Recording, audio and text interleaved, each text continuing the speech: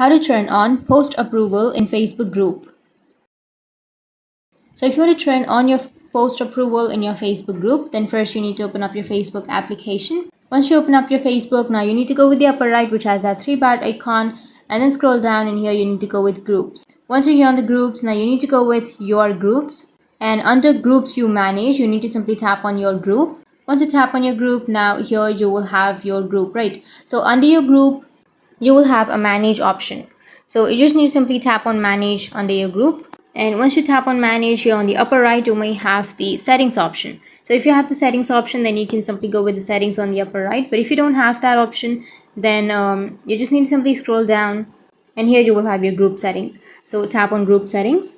Under group settings, you will have an option of manage discussion.